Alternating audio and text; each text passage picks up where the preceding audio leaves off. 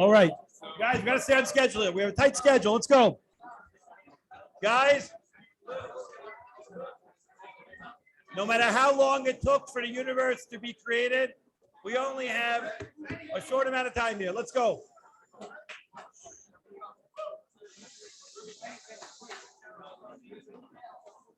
Everybody has permission to tickle the person next to them that's talking. Can I be heard?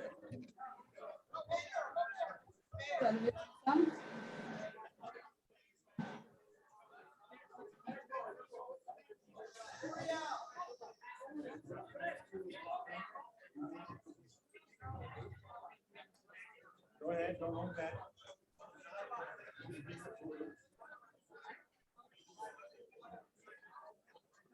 The guy next to you is talking. In your good face, he said,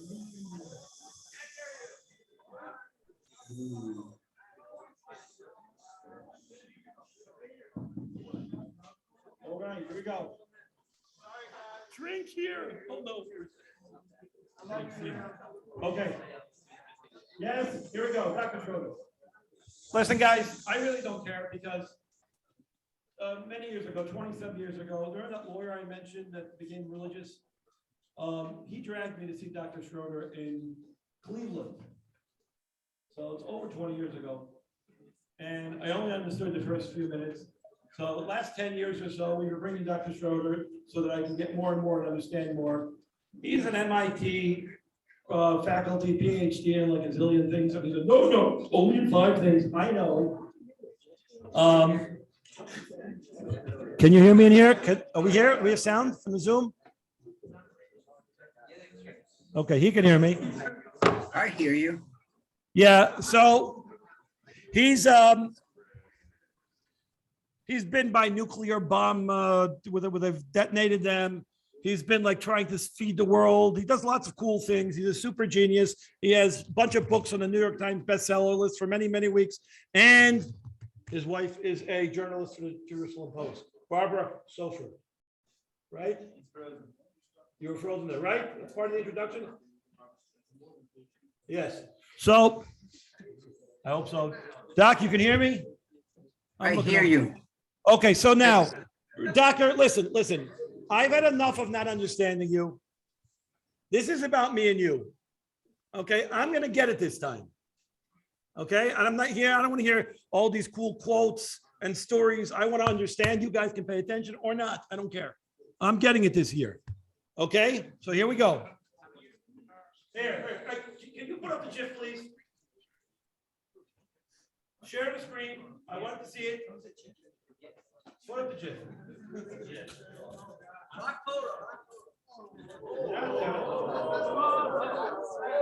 Full screen. Hey, here are my socks. That is your sock. I know.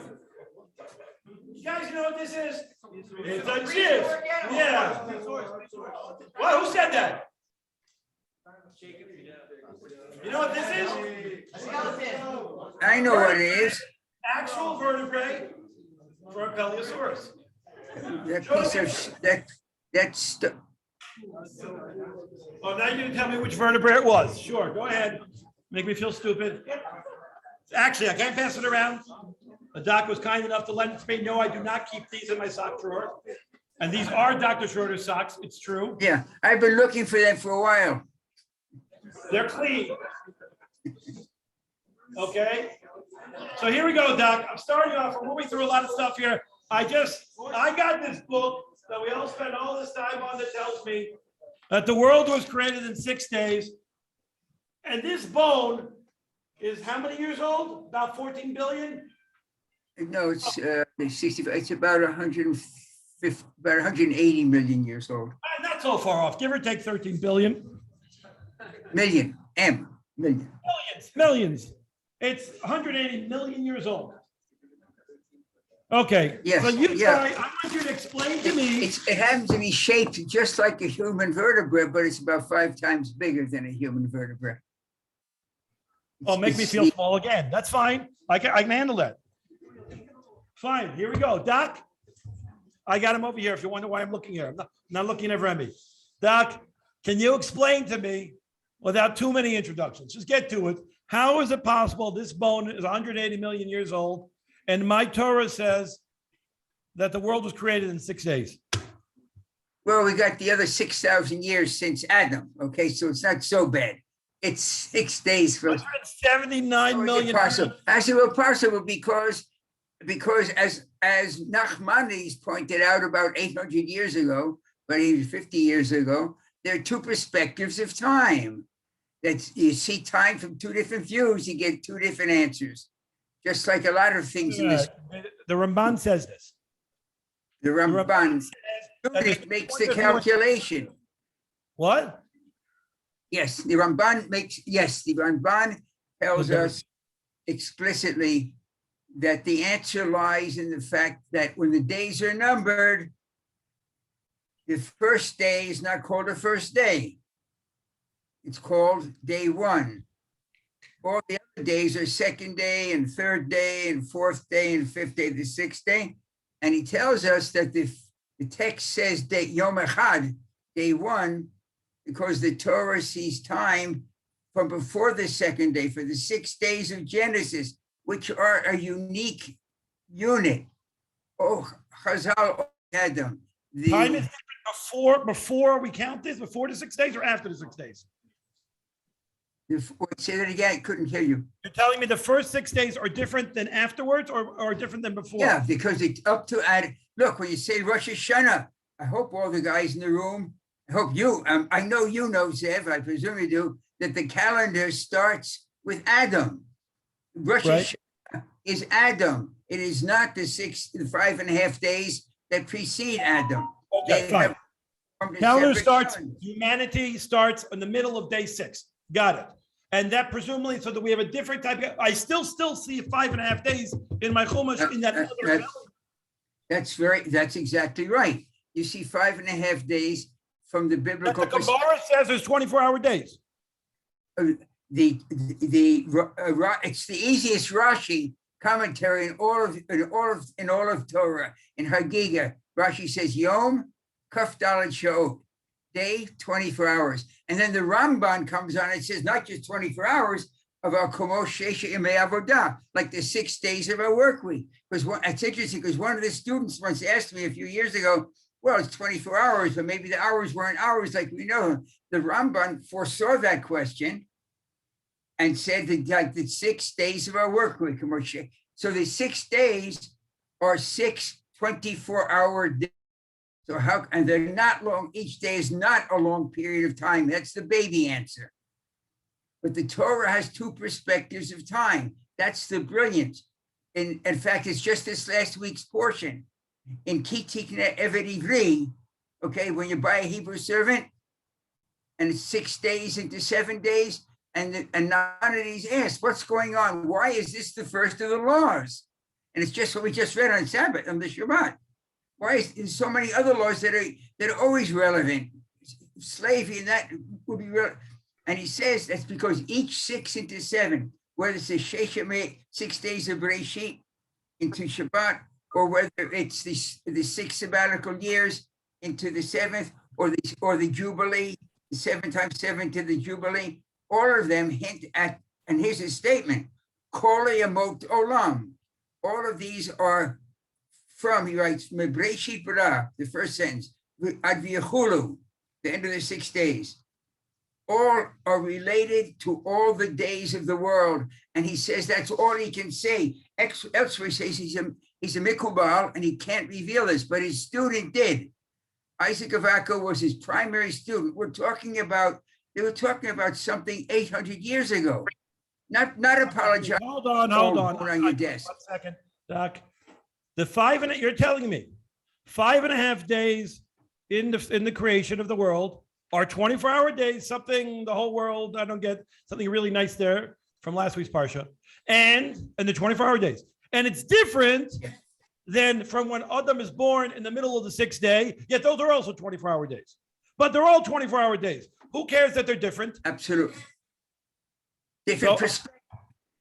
The different perspective, and what's fantastic, science has just discovered in the last 80 years approximately that our universe had a beginning. Einstein didn't believe it in the beginning. Albert didn't believe it.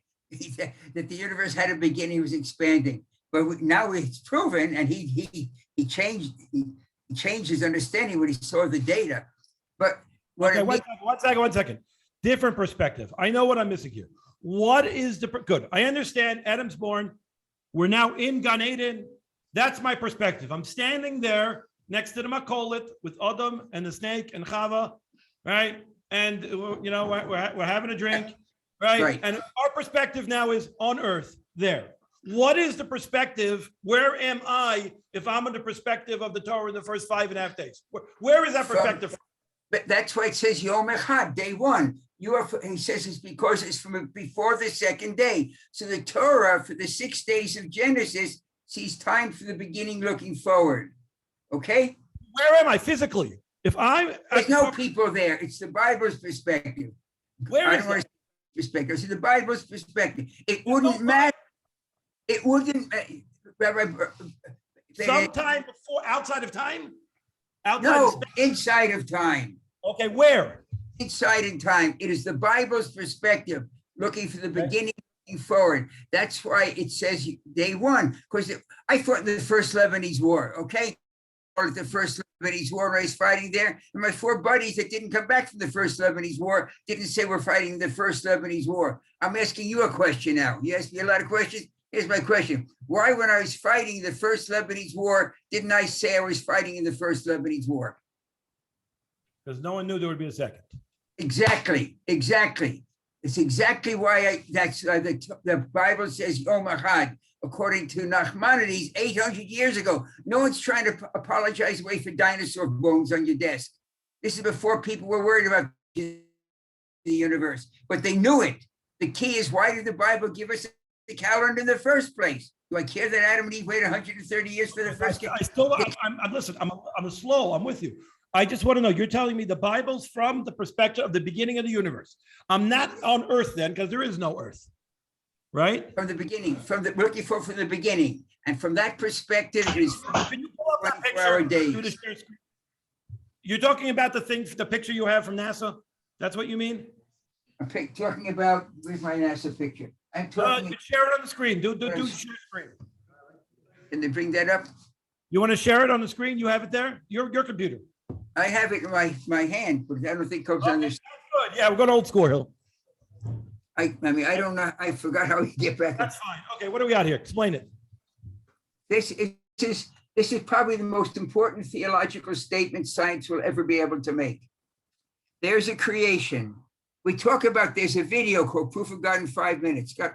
I sent it to the guys. Some of them may have watched it. Guys, anybody watch that video I sent? Oh, okay. We've got a minion.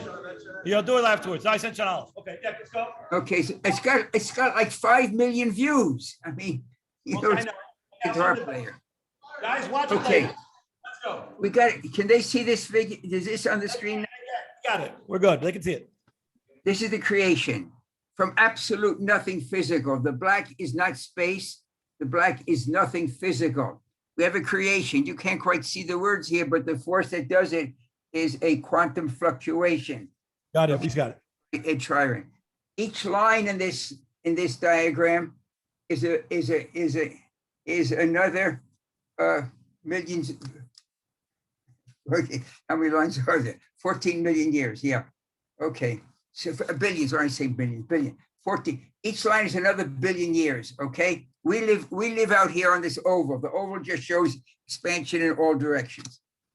Everyone should own this diagram.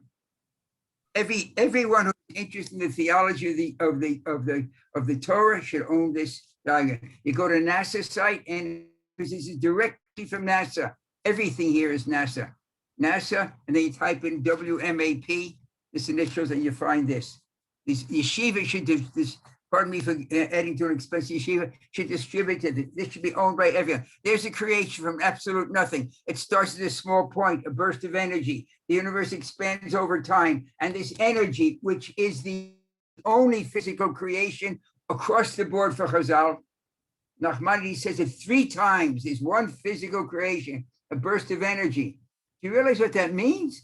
This energy morphs and changes and morphs and changes and becomes so clever with us living out here that it can develop and make a satellite. This is the satellite that mapped this history and got two people the Nobel Prize. Light beams can learn to make a satellite. This is what the scientific community says. It's not yeshiva talk. It's not Bible talk. It is pure MIT science. Pardon me. Yeah, gobbledygook. Okay, now 1 second. Show this to me. Now, when I just want to get this straight. When you tell me that there's a perspective in the first 5.5 days that is not the perspective afterwards, yeah, point to me where that perspective. Where am I standing if I have that perspective? Okay, so this is the Torah's perspective from here looking forward. Why? Because it says day one. But you say, what does it matter? It only matters, Rabbi Brady, it only matters because we're an expanding universe. But guess what? The Tanchuma, 1,700 years ago, has a whole discussion of the universe starting as a small point and expanding out. Einstein didn't believe it until Hubble and Henry Leavitt showed him. This is a statement that goes back 1,700, and it's the only description. It's not like there's 50 descriptions and I'm taking it up. Okay, so someplace over here is the perspective of the first 5.5 days. From the Torah looking forward. Okay, there, that's what I was waiting for. There, right in the beginning of time. That's what we're talking about. Okay, so now you tell me, how do I get 15 billion years into 5.5 days if I'm starting over there? How does that work? Because we don't measure, we don't have this perspective. We look back into history this way. Okay, so from our point of view, we measure the 14 billion years from here going in this direction. Okay, so we got to get from this side where it's 5.5 days, if I'm looking this way, to the other side where it's going to be some 50, if I'm looking the other way. Okay, show me how that works. Wait, but first of all, how it's possible to have two different perspectives on time? Because the Torah is its perspective here. It's not a human perspective. It's the Bible's perspective. No, I want to know now. Can you give us an example today of I'm standing in one place and time flows in one speed and someplace else where I can measure it's going at a different speed? It is not relativity. It is straight astronomy. The fact that the universe is expanding stretches time. Okay. Got it. What do I say? Let me give you a quick example, okay? I'm back at the beginning, right? Okay, here. Okay, I'm putting this down. And I send out a beep, beep. And then I send out another beep. And imprinted on those is I'm sending you a beep every second. Okay? Yeah. Parts back here, and each beep is a second apart. But what is space doing? It's expanding. So what about the space between the beats? There's space there. It's expanding. It's stretching and stretching. So the beginning here, it says, I'm sending you a beep once every second. We print that that's how information is sent, electromagnetic radiation. But by the time you get to here, the universe has expanded, averaged over these times by about 900 billion. Something in that, and I'm doing it from memory, okay? So please cut me some slack. So by the time you get out here, I get these things saying, I'm sending you a beep every second. The first beep arrives, but I wait. I don't wait. My great grandchildren, God willing, wait for the second beep because it would have stretched and stretched and stretched so that 1 second becomes billions of seconds. You see that? I got it. Very simple. And I literally, guys, I'm not making this up. I really finally get it for the first time. Okay. It's all about the fingers. Got it. So, no, but really. Okay. So we start at the beginning.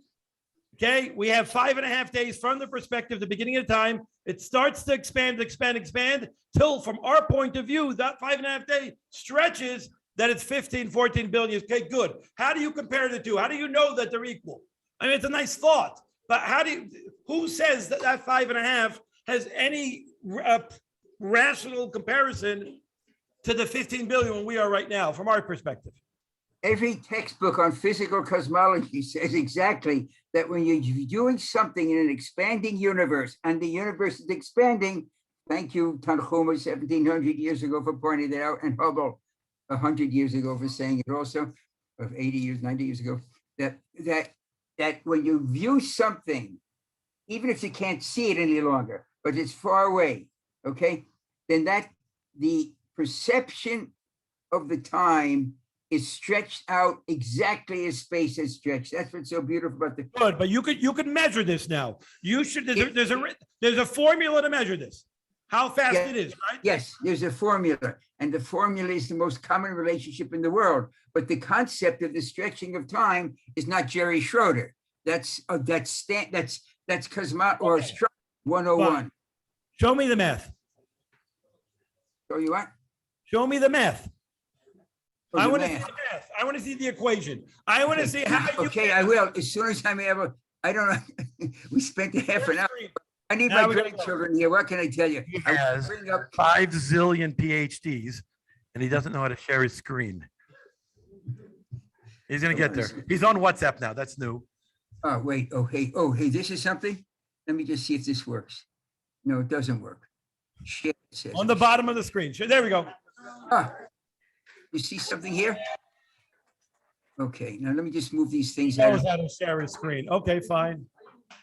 Okay. That's what I want. Side you see quantum fluctuation. Is this what you're seeing now? The big. Yeah, we are saying. I want to see. I want to see your numbers, though. Show me your numbers. Okay, but here's the two.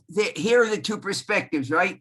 Now let's see if I can change my slides. Come on. That's slide number. Okay, how do I change slides here? Come on. Your arrows, left and right arrow. Oh, you think so? Thank you. Where are my grandchildren when I need them? Yeah. No. Okay, come on. Arrows, the left arrow. No, left I arrow. want to see slideshow, right? Oh, you're not on slide. You're on slideshow. You should be on slideshow. Just I the left. I didn't touch it. Ah, here we go. Oops. Here we go. Got it. There we go. Hey, I hear her voice sounds like my grandson. Okay. Okay. I'm looking for the calculation. No. Here we go. Okay, There we go. I tell you, for the first, did I pass the calculation? Oh, come on. I want to see numbers. Okay, just go slowly. Come on.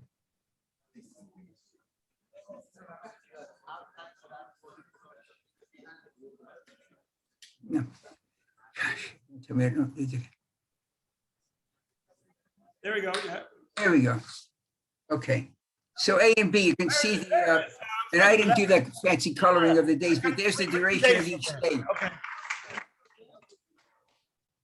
That color diagram, which you can find on the web also, was the magazine that asked me to write about it, shows you that each day is 24 hours.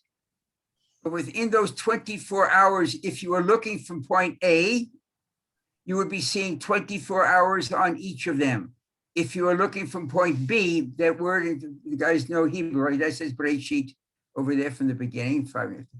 Looking back, you would see that each day has a different amount of hour time folded into it. The days are 24 hours each from point A, which is the Bible. You see that picture there, from Bible looking forward. But from we who are on this oval on this oval out here on the side, with a picture of a man there, or a woman, I guess, has to be careful now in the United States how you talk about these things. Non-specific. The view would be that the first day would be approximately ground of 7 billion years. One second. I want to just get this straight here. How do I know you didn't just Photoshop this and put 5.5 days on the left side? Give me a bunch of goggly goop on the top, 40 billion on the other. Give me a bunch of colors. Hey, it equals. Oh, because this integral of A, the integral of V, that integral of A sub 0 e to minus LT, it's usually lambda, but I don't want to use Greek symbols. That's the most common relationship in the universe that is not linear and it is related. Without that having been the case, you would not be here. No one would be here. And you know what? There wouldn't be in most of the elements either. So that had to be nonlinear. We know, because I don't know how to show myself any longer. But 1 second. That equation on top there says that when you run the equation of 14 billion years backward, you get 5.5. That's what you're telling me. No, this equation, when you plug into the eta minus LT, that Yeah. the t can go from 0 to 1, that'd be the first day, 1 to Right. 2, 2 to 3, 3 to 4, 4 to 5, and 5, not quite, doesn't matter, but Adam is created halfway through the 6th day. By the way, he's not the first Homo sapiens sapien. Make sure the guys understand we're not doing something silly like that. Adam and Eve are the first Homo sapiens sapiens with a human soil. It's okay. I'm making it very clear. Okay, so I do that. I got that. Create this from 0 to 1, 1 to 2, 2 to 3, and that's how I get the red from 1, from 0 to and 1, the red, then the next 2. That's how I get the Hold on, numbers. Doc, I got to stop you here. I need to know how we get from 14 to 5.5. Say it again. How did you do it? You ended up writing this all in a book and selling a zillion books of how you got from 14 to 5.5. What's the math? Show it to me. What's the math? Yeah. Oh, then I have to go down to the actual integration. This is the integral sign we integrated out. Yeah. Let me think. And it's 5.5, not 6, because Adam is created halfway through the 6th day. So let's see. That's right. And that ratio, by the way, comes out to be about 900 billion. The average ratio from A to B. Okay, I don't know which I don't know if you can show the guys that means that 1 second from point A would include from point B 900 billion seconds. Okay. Point A would have from point B 900 billion hours. It'd be here on this side. Billions. 1 day would be 900 billion days. So we have 14 billion years, but that ratio is that 900 billion. I'm just showing what it means. So it's nice that the billions drop off, and what you ended up with is with 14 years divided by 900. That 900, by the way, I want to just go back and make it clear. This equation has no Jerry Schroeder in it. It is, I used it only because of it's not good to say I was lucky. I said I was lucky, and on a program on television said, you're not lucky, you're blessed. Being blessed, you guys realize each one of you is blessed with a certain amount of knowledge that you can use. It's not a gift, doesn't make you wonderful. It is a gift. You didn't earn one bit of it. There's no such thing as a self-laid egg, and there's no such thing as a leaf that didn't come off a branch. So when you feel that I was very fortunate to know enough science, enough Torah to put it together. The A0, which dominates the equation, is 100% astronomy. Okay. It is of stretching that takes place. What do they call this? Is there a name for this Equation is not Jerry. What? Is there a name for this equation? Say it again. Does it have a name, the equation?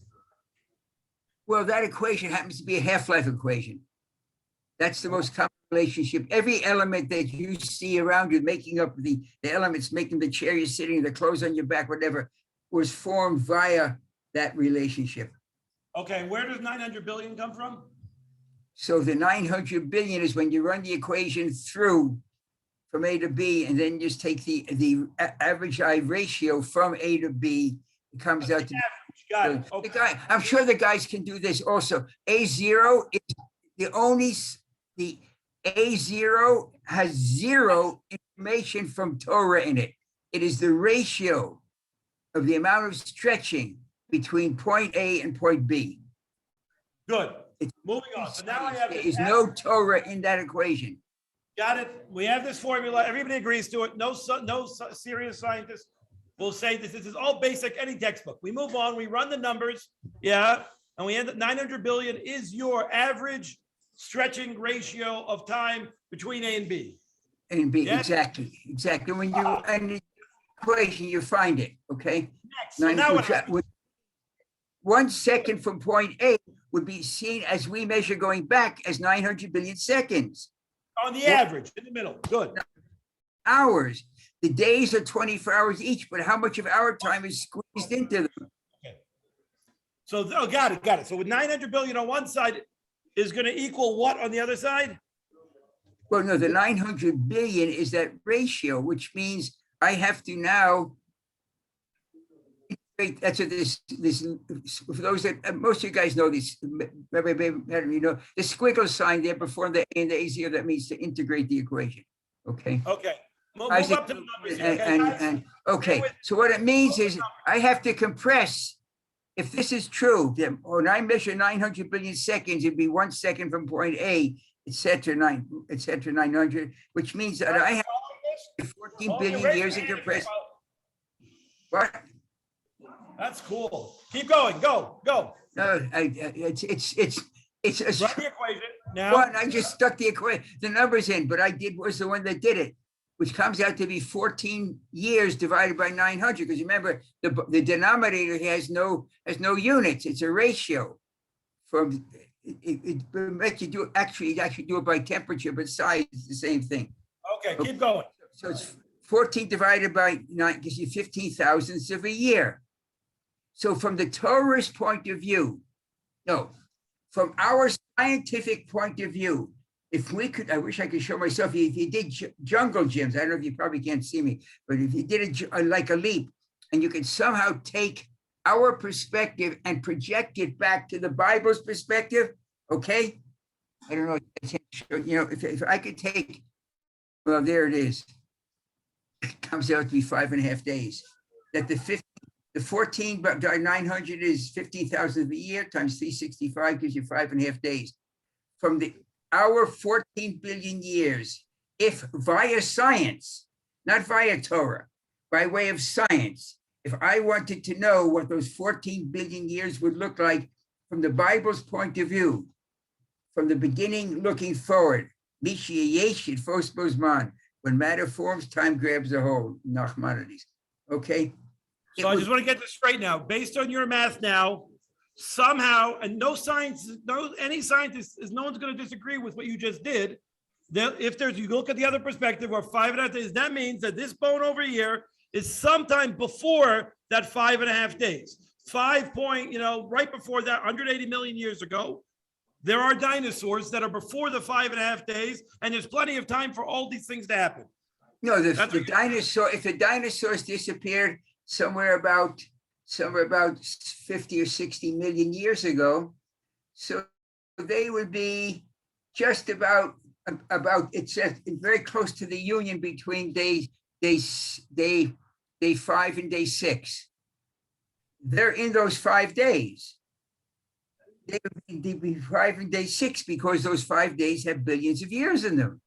They're 24-hour days.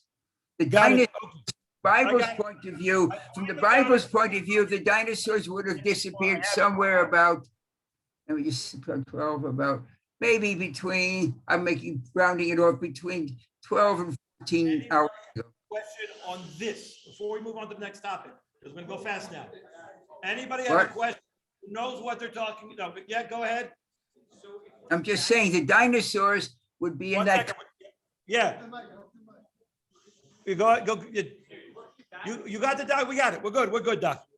I got a question. Yeah, go ahead. Back to this 5.5 days, then he would age the same way. He would age forward, although before it wasn't 5.5 days or whatever. But only looking back, it was 5.5 days. Looking backwards, again, Doc. You hear that? No, I couldn't hear. I'm sorry. I got the sound turned away, but yeah. So the question is, how does aging work? How does aging work? If you were living in those years? In our 5.5 days, are we aging? Let me see if I got it. Doc, tell me if I got it right. Okay, we're gonna try this. Here we go. You ready? Ready, set, go. Here we go. If I'm at the perspective of Earth, at the 5.5 days, we're now at year 14 billion and 5.5 days, not and 5 days. The 5.5 days from the beginning expanded. So if you're looking for the point of view at the beginning of time, the beginning of the universe, you actually have so many 14 billion years worth of days. But once we stop that clock and switch calendars, we're looking at the other place. Now time is going from our perspective, which is regular aging. So anybody who lived and died those 14 billion years, they're going to have billions and billions of people or organisms, whatever you're going to say, universes, whatever, within the universe, stars collapsing, planets forming, all that good stuff happening. Once our 5.5 days, from our perspective, everything's going much, much slower till we're in No, Right. it's going Earth time. From Adam forward, it's Two. Earth time. That's where the Earth time. calendar splits. From Adam That- forward, Earth. Okay, well, but that would mean if you were watching, let's say, it won't be people because that might confuse people. Let's just go, well, there were Homo sapiens sapiens before Adam. Okay, they just weren't human. They didn't have the soul of a human. And those, so if you watch their ages from the Bible's perspective, each one would have lived about a microsecond. Right. So our dinosaur over here that lived 180 million years ago, from the perspective of us, it lived for a couple seconds. No, from the perspective of the Bible, But it lived a couple of seconds. Got it. From the Okay. perspective of us, it lived whatever they lived and it disappears. The most oldest of the dinosaurs that were really big disappear about 65 million years ago. Disappear, they're destroyed by a force from outer space. Yes. How do you explain the 974 generations before Adam? 900. Which 900? You're in Reb Chaim Rosenblatt's class. 974 generations before. Are you in who's in Reb Rosenblatt's class? You're Reb Chaim? It's not Reb Chaim. Right? It's not Reb Chaim's, right? You're talking about the what? That's Rashi. What? You talk about Kabbalah? How do you explain that? Not in terms of Kabbalah, just that. Where are you quoting from? Devar Tzva Elef Dor. From Devar Tzva Elef You're Dor. quoting Reb Chaim Rosenblatt. Thank you. Reb Chaim Rosenblatt knows all the answers because Reb Chaim Rosenblatt gives those answers to those questions. Everybody else doesn't have that. But he wants to know Al Pi Kabbalah, when it brings down there were hundreds of generations before Adam. Yeah, because Devar Tzva Elef Dor, what is it, Psalm 105 or something? We read it every morning. That it's the law that was given to 1,000 generations. But wait a minute, there's only 26 generations from Adam to Moses. So you take 26,000 minus 26 is 700 and Make him full screen. Yeah. Whatever it is, and it's not. It's 1,000 Oh, six. So those generations are pre-Adam. They can be generations of Homo sapiens sapiens or generations. I've never sure whether those are generations since the beginning of time or since the beginning of, let's say, thinking Homo sapiens sapiens. so that's what he keeps saying. You have this humanoid thing long before Hashem makes Adam. And the pasuk Yeah. says 1,000 generations minus the 26 that we have from that point. So yeah, Exactly. Yeah. Next. I don't mean to sound like a Kanai, but does it, if we're also going to perspective of Adam, was it Adam? Hold on. Oh, Doc, can you turn off your share screen so we can see your full beautiful face? I'm not really sure how. You want me to stop sharing? Stop sharing. Stop. There we go. Go ahead again. Yes. Kanoi, here we go. You want to be a Kanoi, admit it. We're all going from the perspective of Adam, and that's when time started. Doesn't Chazal say Adam was born, right, Bein HaShloshim before the day 7? So it's not like 5.5 or like 6.5 days? Bein HaShmoshos is, where are you getting Bein HaShmoshos? 10 things in the Mishnah and Pirkei Avos were by Bein HaShmoshos after he sinned. 6.5 is already day 7. 6 full days and then a half. How old are you? Okay, so in what year are you right now? 2022. No. What year of your life are you living in now? I'm in the 20th year of my life. But you're 19. That's how it works. 6.5 days. Is Shabbos is that what? Oh, you just wanted to say, oh, were you paying attention? You got yeah. All right, moving on. Go. Last question on this. I got more. I got a lot more here. Shh. By the way, if you want to be a real kanoi, you're gonna take one of these and throw it at a car in Shabbos. Okay, yes? That's a kanoi. Yes. Last question. Yeah, on this. Oh, yeah, on this. Yeah. Shh. Yes. I know. Yes. Dinosaurs, if you look at the all created day 5, we're both us and the dinosaurs created day 5 or day 6. The universe hasn't expanded that much. Why are we so off? We think the universe is 6,000 years. The dinosaurs lived 180 million years ago. We're counting. Doc, you'll tell me if I got this right. We're counting from the middle of day 5 when Adam is created. I can't. The questions and the sound doesn't pick it up for me to hear. So you have to repeat it, please. Okay, so the question is, Doc, when does the next calendar start? Why isn't it starting at the beginning of day 5? Why are you starting at the middle of day 5?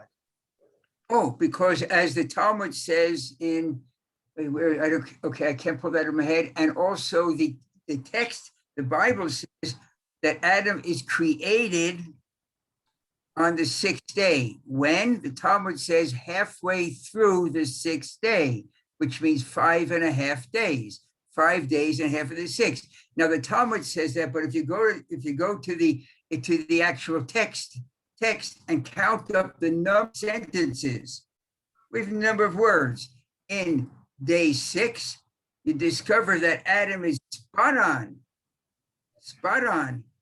halfway through the 6th day. So that may be the source of the Talmud Actually, in the ratio of the psukim, it's halfway through day 6.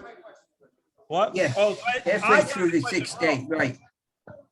Why is it so long? Say it again? This is why we're off, is the universe is expanded, right? No, the reason we're not off. The reason is that the Torah is only talking from a different point of view until Adam is born. We're looking at the point of view in which the universe. We start looking from that point of view at day 5 in the middle.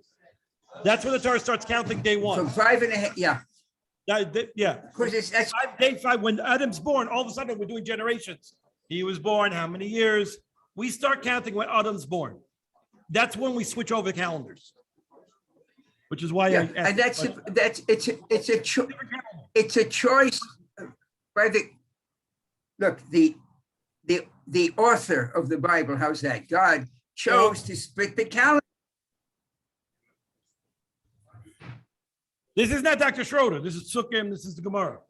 The 5.5. The perspectives. Yeah. I'll give you a copy of the book. Exactly. If you actually want to see it, I have all his books. He gave it to me for a present. I'll give it to you. Okay, on we go. We're moving on next. Sorry, that's it for Age of the Universe. Moving on. We'll do this later. Next. The universe is over. Moving on. All right. One more. Guys, I'm on a clock here. Let's go. Let's go. You want it? Give it to me. Give it to me. I got it. 24 hours invented or discovered by. That's a 24-hour day? Yes. We're starting with the Psukim and the Rashi there and the Gemaras.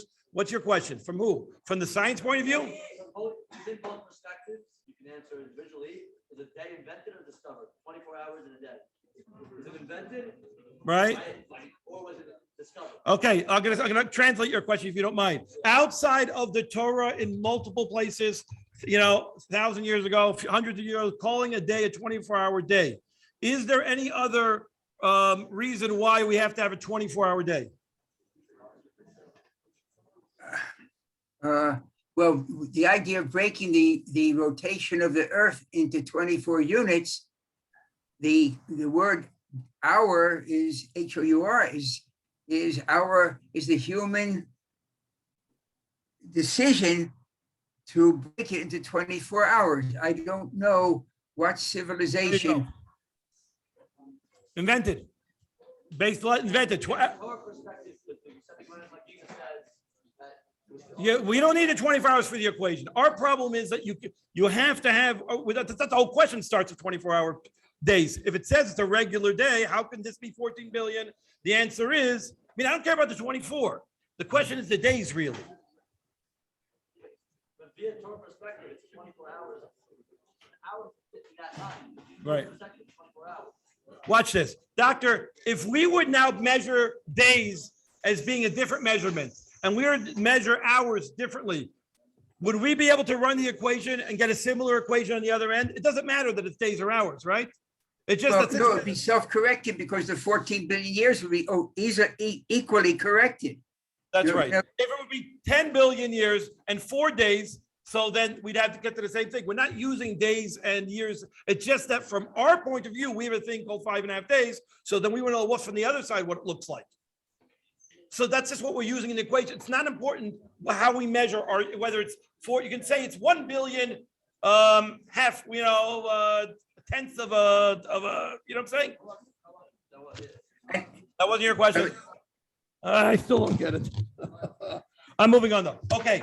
Wait, Rabbi Berger, it shows us that the Torah is directed to us on earth, because if you made these measurements elsewhere, you would get different numbers, then it wouldn't be the 6 days. And it would, in other words, this relationship zeroes in that God gave us the Torah on earth. Okay, I'm with you. I'm moving on to the next thing. Here we go. I have a statement here I found online from some very supposedly smart people that the fossil record proves Darwin's theory of evolution. That you go into a museum and you see all these little fossils open up, so you get some guy that looks like me, all right? A fossil record proves that Darwin's theory of evolution. Yes or no? No. What it does, what the fossil And there you have record, it. no, wait, please let me finish. No, and I have to be able to make statements here. That the fossil record shows is that life developed, notice the word developed, from the cellular complex. I'm happy the fossil record shows that because the Torah has been saying it for 3,500 years. Life starts in the waters, moves to the land, et cetera, finally becomes human. So it shows development. So evolution has built into it the idea that the processes are random and smooth. I want to make it clear. The curator at the most important Museum of Natural History, the one in New York City, okay? The American Museum of Natural History there are many of them, but this is like the what have you want to say, the best. The curator, Niles Eldridge, in the New York Times, and it's not something casual, but in the New York Times, so hundreds of thousands of people, maybe millions, read it. Says the following, I can do it from memory. The pattern that we were told to find in the fossil record since Charles Darwin does not exist. I want to repeat that. The pattern. This is Schroeder. This is not Rabbi Bader. This is Niles Eldridge. I give him by name so you can check it. Curator of I think invertebrates at the American Museum of Natural History, New York City. The pattern that we were told to find in the fossil record since Charles Darwin does not exist. So wait a minute, you're telling me that's all these It's the great trade secret. He says this is the great trade secret of all paleontologists. Darwin insists that natura non facit, he likes to quote it in Latin. Darwin, natura non facit saltum. Nature does not make jumps because it can't. The fossil record is one jump after the other. In Charles Darwin's time, it was thought that we would find more fossils and fill in the jumps. It's only gotten worse, not better. There's about 500 million years ago, an explosion occurs with no hint in the fossil record that changed the whole understanding of the development of life. So why do all the textbooks still teach it as a given? And the textbooks also say, if you open up your English translation of every Bible you got in your rooms there, if you have English Hebrew, they'll also say in the beginning, God created the heavens and the earth. You know, and I know, and everyone knows Hebrew, the word beginning is nowhere in the text. Rashi points it out when in the year 1150, Rashi points out, said that go to Proverbs 8, and the best translation and he actually brings it down elsewhere, is the Jerusalem Targum, 1900 years ago, with wisdom, that the substrate is not in the beginning. For the same reason, I'm going to bang this home. My apologies for taking your time on this, but it drives me crazy. And it had happened. I was at a papal conference. I had a conference. Okay. The pattern that the text, as Rashi points out, does not say in the beginning, well, he's not speaking English, but he says it's also Hebrew.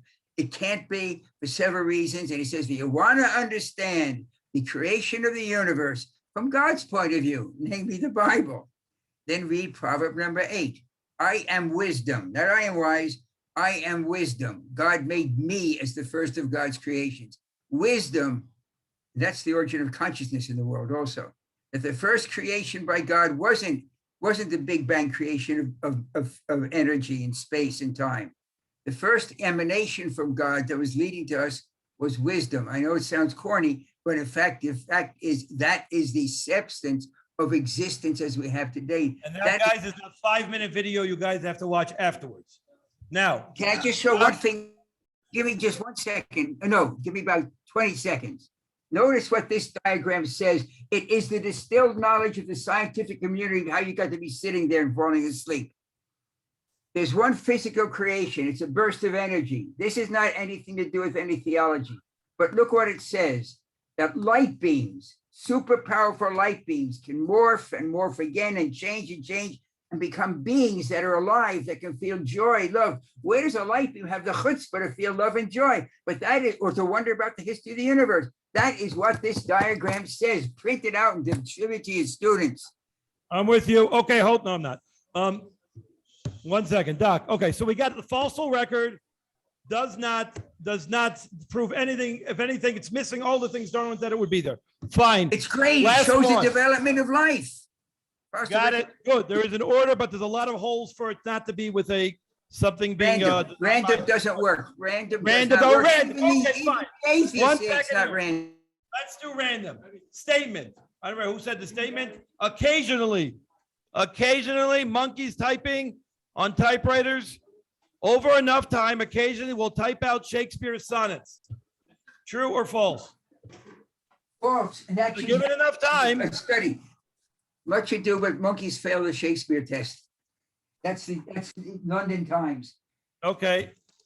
A Shakespeare sonnet, all sonnets have 14 lines. That's the definition. A sonnet, I only know one. Shall I compare thee to a summer's day? There's 488 letters in that. That means the number of possible combinations, since there are 26 letters in the English language, is 26 to the 488. It comes about to about 10 to the 690th, which means a 1 with 690 zeros in it. If you converted the entire universe, please, the entire universe to microchips, each weighing a billionth of a gram, and have each one of those microchips spin out every second 488 billion trials, because we're trying to get the random. Forget the monkeys, you can't do monkeys, can't even touch it. You take the entire universe, the estimated mass of the universe is something like 10 to the 58th gram, in that order, and you have it spin out and you change all the universe into microchips, each weighing a billionth of a gram, and you have it spin out 480 trials every a billion times per second. You have this vast number of trials going on, and each 488 billion a second. Since the beginning of time, which is in the order of 10 to the 18th seconds, 14 billion is approximately 10 to the 18th seconds.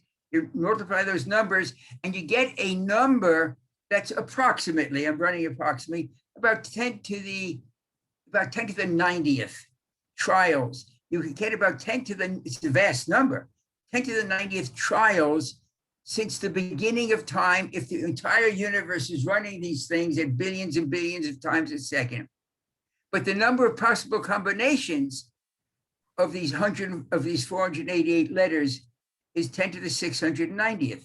That means you're off by a factor of 10 to the 600th. You would have 100th universes to make it likely. Not only would they not get a sonnet, they would barely get a single word. Okay, guys, listen. I want to tell you why we bring Dr. Schroeder every year, besides the fact for me to get a little bit more and feel stupid. You guys are going to be going off, many of you, to university. You're going to be seeing a bunch of people with a bunch of letters at the end of their names, getting up and saying statements. And if you want to follow what they said and actually learn and research it, that's fine. But if you're just going to say, oh, this guy's got a bunch of letters after his names and he was in X place and he's saying it's a given, right? So you'll remember once unity, there's another guy over here who has as many letters past his name also, and is a scientist and a physicist. And, you know, he was pretty comfortable the other way. You want to actually do it? He has books out there. There's videos out there. Dinner is upstairs ready. Dinner's ready. Everyone ask questions. Thank you, Dr. Wait, Schroeder. can I have a minute? Can I have 1 minute? Guys, he wants another minute. Then you're going to come up and form a line. You can ask him questions over here. Guys, 1 minute. Let Dr. Schroeder close up. Here he is. Go ahead. Take your minute. Okay, there's a book, and I was challenged by this once, so I want to make it clear, by a wonderful person who was related with a wonderful person who died of cancer about a month ago. There's a book out here by a Jew named Lawrence Krauss. He's a world famous physicist, really smart. And he wrote this book called A Universe from Nothing. The math in it is exquisite, okay? The conclusion he draws from his discussion, because you'll notice a universe, first of all, he fails to acknowledge the fact that NASA proves that Edward Tryon wrote the same thing about 60 years ago, a universe from nothing. You see, there's nothing, right? Okay? But what he says, well, that just proves that you don't need God. The stupidity of that conclusion at the end of this book, the math is wonderful, but the stupidity says, now for we've proven you don't need a God for the universe. First of all, it means a universe from nothing physical. Should have said, but it does this. The fact is, the universe is created from nothing physical, but you need the laws of nature. And he was confronted by this in an interview. And he says, oh, the nitpickers, they always want to know where the laws of nature come from. That's the key, jerks.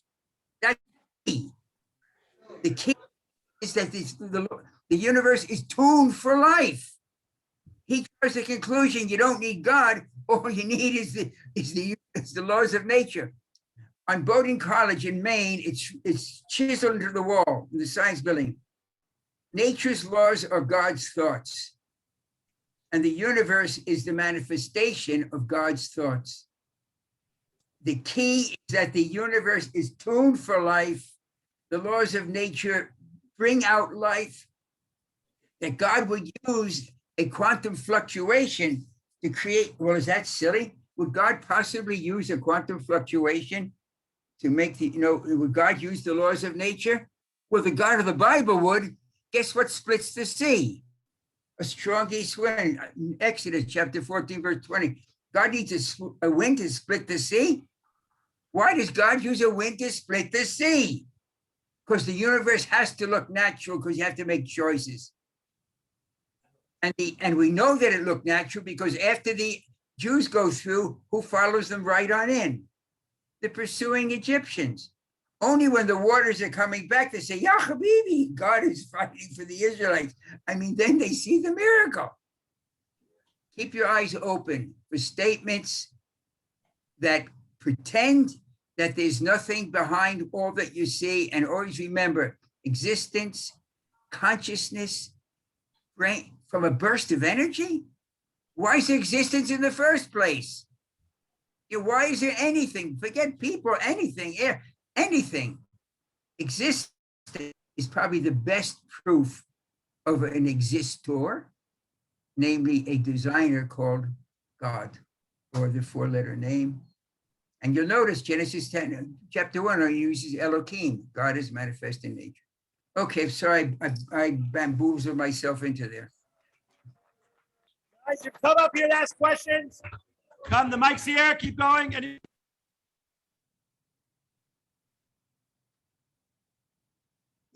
So if you could go to my website also, geraldschroeder.com. I can't hear you. If you're speaking, there's no sound.